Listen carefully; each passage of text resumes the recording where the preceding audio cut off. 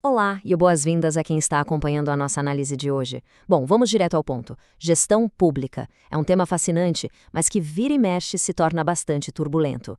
O nosso foco aqui é entender exatamente como as exigências técnicas da lei e os interesses políticos acabam batendo de frente quando o governo decide como gastar o dinheiro público. É uma engrenagem super complexa, mas a gente vai destrinchar tudo isso agora. Para organizar nossa conversa, a gente vai passar rapidinho por 5 tópicos: compras públicas em foco, o caso Black Hawk, a questão da política nos contratos militares, o marco da lei de licitações e, para fechar com chave de ouro, exemplos de boa gestão. São histórias de lugares e níveis diferentes, mas todas têm a governança como fio condutor.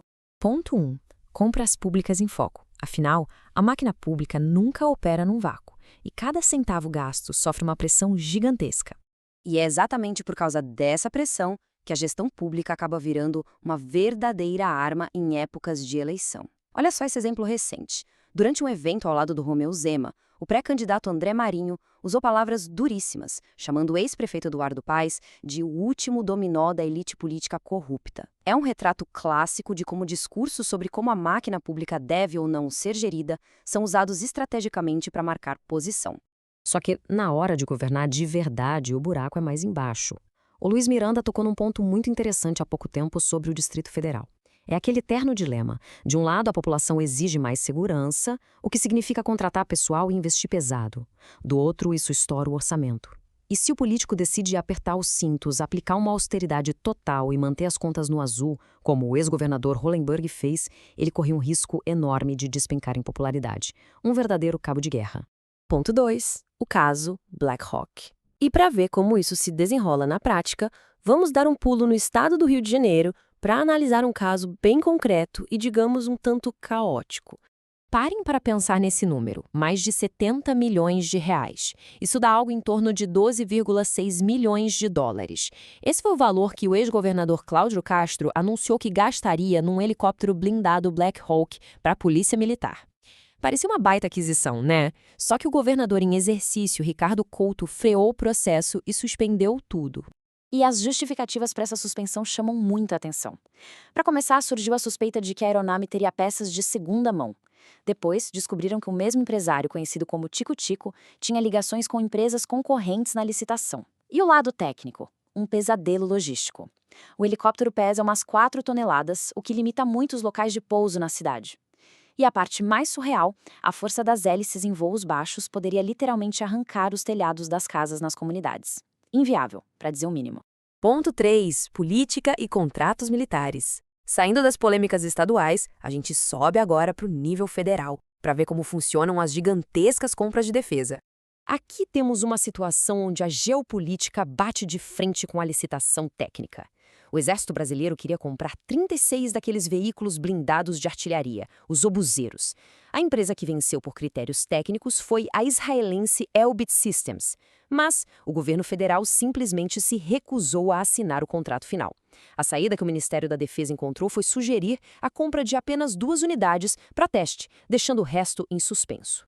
A grande questão legal aqui fica clara quando a gente olha para a linha do tempo. O processo começou lá em agosto de 2022, o conflito no Oriente Médio estourou em outubro de 2023, e mesmo assim, a licitação continuou rodando normalmente por meses, culminando na vitória da empresa só em abril de 2024. Ou seja, a administração sabia do contexto o tempo todo, e a proposta de suspensão só veio de forma retroativa lá na frente.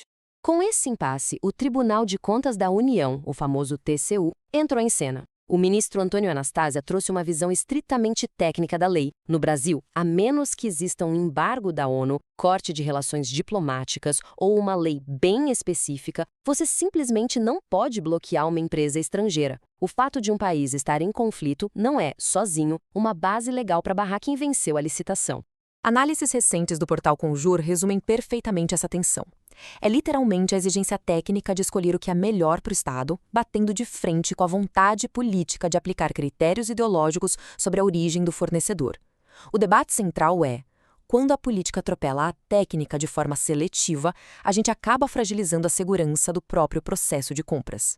E, para aterrar esse debate com dados reais, olha que fato surpreendente sobre como o Brasil compra tecnologia militar. Historicamente, a gente diversifica muito. Estados Unidos, França e Reino Unido fornecem as plataformas grandes, tipo navios e aviões. Já Israel tem focado em fornecer os sistemas, como radares e drones. E, indo contra muitas narrativas por aí, entre 2020 e 2023, o Brasil importou exatamente 0 armas de fogo de Israel. O foco dessa relação é alta tecnologia de monitoramento e não armamento leve. Ponto 4. O marco da lei de licitações. É justamente para tentar organizar todo esse cenário bilionário, que as regras do jogo mudaram recentemente. 5 anos. Esse é o marco que estamos alcançando da nova lei de licitações e contratos. Ela foi criada com a enorme promessa de consertar falhas históricas, trazer mais transparência e evitar casos caóticos como os que a gente acabou de ver. E as discussões estão a todo vapor. O Congresso Com Brasil, em Brasília, vai reunir especialistas e ministros do TCU justamente para fazer um balanço dessa meia década. E o mais legal, eles vão debater muito sobre como a inteligência artificial vai ser usada daqui para frente para garantir compras governamentais mais rápidas, eficientes e sem espaço para desvios. E isso nos leva ao nosso ponto 5, exemplos de boa gestão. Porque sim, existe muita coisa funcionando muito bem longe das grandes polêmicas. A boa administração acontece no silêncio do dia a dia. A Selic, que é a Central de Licitações do Rio Grande do Sul, é um exemplo prático disso. Eles processam rotineiramente licitações eletrônicas super limpas e competitivas que garantem milhões em serviços essenciais, seja na gestão ambiental de estradas, na contratação de pessoal para unidades de atendimento ao cidadão ou em obras de irrigação no interior. É a máquina pública funcionando para quem precisa. Trazendo agora para o nível municipal, temos a cidade de Santo André arrebentando no Grande ABC Paulista. Eles são o único município da região a chegar na final do Prêmio Brasil de Gestão Pública da Expo Gov. Isso muito por conta de políticas inovadoras, como a escola de governo deles, que capacita os servidores para os desafios de hoje em dia. Mas o grande destaque deles na premiação é o programa Moeda Verde. A ideia é brilhante e ataca 2 problemas de uma vez: o lixo e a fome. Funciona assim.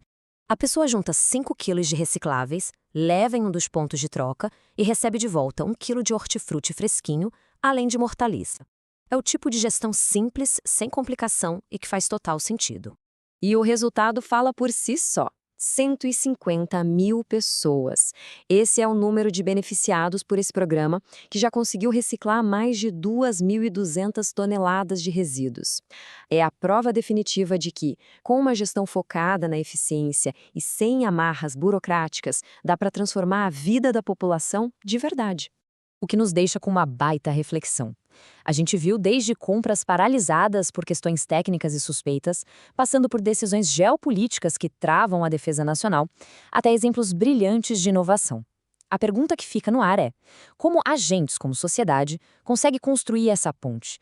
Como garantir que os recursos de todos sejam sempre guiados pela técnica e pela lei, e blindá-los daquelas turbulências políticas que mudam a cada 4 anos?